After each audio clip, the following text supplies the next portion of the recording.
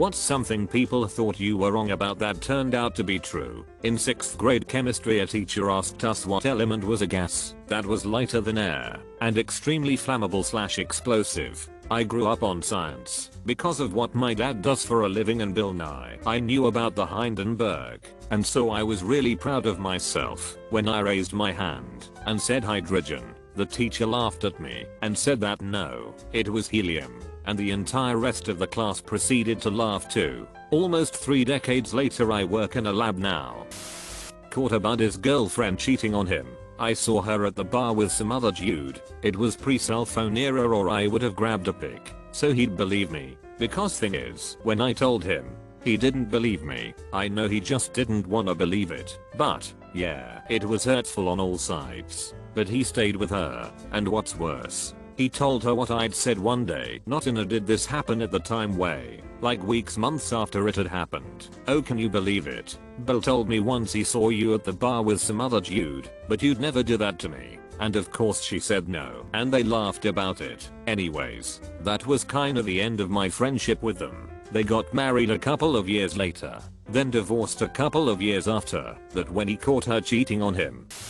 My bakery used a much higher voltage of electricity than a residential house. The giant mixer bowl's electrical socket started shorting plus sparking. I used a broom handle to flip the switch to off plus got an electrical shock. A decade later, my son told his primary school teacher this take. She sneered plus said wood doesn't conduct electricity. In other words, your mum's a liar. Still wonder about that idiot. And if she's the type to shelter under a tree during a thunderstorm, wood is not the best conductor of electricity, but if the voltage is strong enough, it will conduct, as will most materials. Our water usage at work went up a lot. They checked all the toilets, sinks for leaks, couldn't find anything.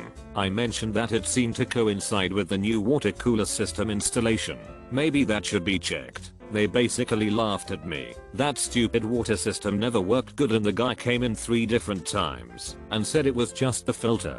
Every month it needs changed. Didn't seem right. Finally a different technician came in, and result was it was never installed correctly. I asked, could that have anything to do with the increased water usage that started when this got installed? He smiled. I wondered if anyone caught that. Yes, the valve was not correct and water has been running for 5 months. If only they had listened. Total redemption. When I was in middle school, I took a pretty hard tumble trying to catch a football in gym class. I bent my hand and fingers weird, and I was suddenly in a lot of pain. I have a pretty high pain tolerance, so when my mother came to school, because I went to the nurse's office and asked to go home, she took one look at my hand and my tearless face before telling me it looked fine to just put some ice on it. Despite my protests that it hurt pretty bad, she told me to stop trying to get out of class and left. I shrugged it off and went back to school. Well, she comes to pick me up after school, and once I get into the car, she gasped and grew very pale. My hand had swollen up to 2 times its original size and was pretty bruised up. I should been crying or upset, but I was honestly pretty smug, as it's not often the child gets to prove the parents wrong. She proceeded to get a bit angry with me because I should told her if it was that serious, and she didn't know. A couple stops later, and I had a pretty pink cast for a couple months. Broke my hand. My mom never doubted me whenever I called her from school again. This is a bit petty, but whatever. The context, I've been obsessed with the weather since I was a small kid, like 3 or 4 years old. Obsessively researched it. Can reasonable estimate the weather for the coming days by looking at the clouds. Loads of cool wild weather facts, but also know enough of the regular meteorology to bore the pants off of anyone at a party. Anyway, I'm also a writer, and when I was 13 I wrote a story that featured a violent winter storm. Now, I'm Irish, so our winter storms aren't really on the same level as the setting in my story, which was somewhere in northeastern Canada, where it gets a bit more severe. In this storm, I featured lightning. I had deduced that lightning would be possible in violent blizzards, because it's the exact same concept as a thunderstorm, just occurring where we can see it, rather than way over our heads. So I featured the lightning, and it was awesome and very dramatic. Both of my parents and my teachers told me I was wrong. They told me that lightning could not occur in a blizzard because it's not a thunderstorm. I insisted. I beseeched. I tried to explain. Nobody would budge, and for years it was constant. Every time the subject of snow or blizzards or lightning came up, I'd get it. I knew I was right, but could I persuade these people? Not a chance. Fast forward like almost a decade and a half. I'm now living in Scotland, and it, along with the rest of the UK, is absolutely battered by a freak storm blown in from Siberia. Extreme weather conditions, highest warnings, whiteouts, a blizzard lasting 3 days. My partner and I, living in a fairly remote village at the time, was snowed in for a week. And do you know what the entire UK experienced because of the severity of the storm? Thunders now, the entire sky lighting up white and blue with the lightning from the blizzard. Dramatic footage was shown on the news. Smugly, I inquired in the family chat if anyone had seen the thunders now lately. Even sent a clip shot from my own kitchen window. They left me on read. I was in the passenger seat at a Carl's Jr. drive-thru with a friend. He asked what I wanted, and I requested the fried zucchini. He puts half his body through the window to the voice box and goes on, "This my friend here thinks you have some kind of food I know you don't have, so I'm just going to say it for laughs, because you will get a kick out of this. She wants fried zucchini," and starts laughing. Well, guess who ends up eating fried zucchini? I expressed my worries that my toddler had a speech delay to a formerly trusted family member. I was told no way, not possible. How could you even think that something could be wrong with your own child? She picked on me for this every time she saw us. I followed my gut to get him evaluated, despite her protests and lack of support. Turns out he did have a significant delay and required therapy services for over a year to catch up. Keys locked in your car? Call a locksmith, not a tow truck. Tow truck service cost about $50. They'll use a Slim Jim and are not responsible for any damage caused. They will cause damage, easily $100 worth, and if it's power locks, several $100 worth. If they damage the locking mechanism and the window opener / closer, it could be as much as $1,000. A properly licensed, bonded and insured locksmith cost about $125. Overwhelmingly they cause no damage. However, in the rare event they do, the bonded and insured part kicks and they pay for the damage.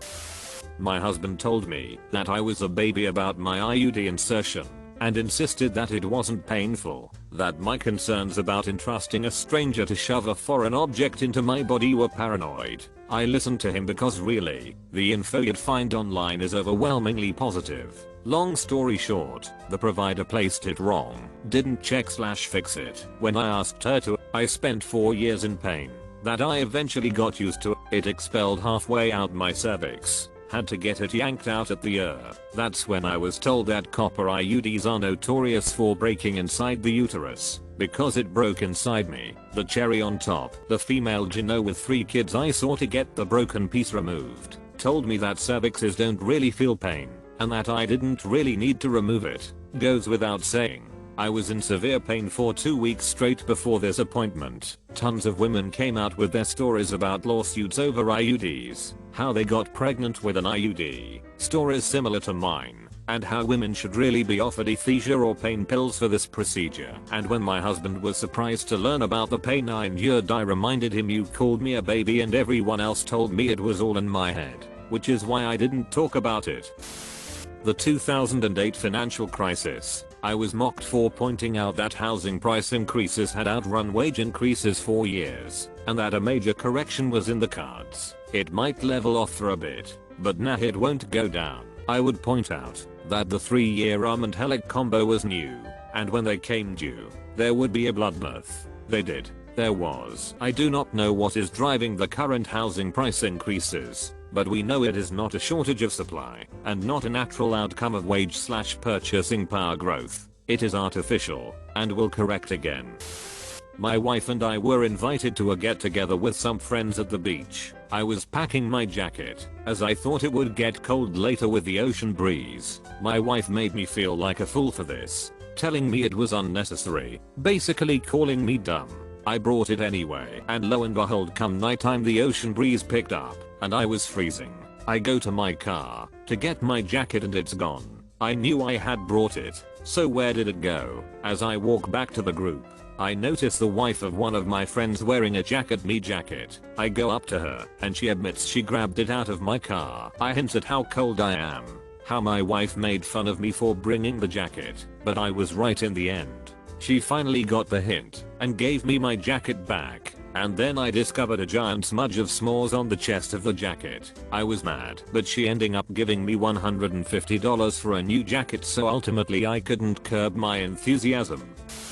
I had vivid memories of my mom had long hair and wore it as a ponytail when I was 3 or under. She denied it, claiming to have had short hair all of my known existence, which is true aside from those few memories. My dad casually confirmed my mom's claims. Family photos appeared to corroborate it. Ergo, I came to the natural conclusion that I must have been the victim of an accidental toddler swap at some point and lived with that knowledge for a decade or so. And then a few years later, grandma asked my mom if she is willing to talk with one of my older cousins on the lessons she learned when juggling family time and schooling. Like the year where my mom was so busy with things that she opted to skip haircuts to prioritize childcare and grad school. Vindicated and stopped looking for another kid around my age who could have sworn their mom had short hair at some point.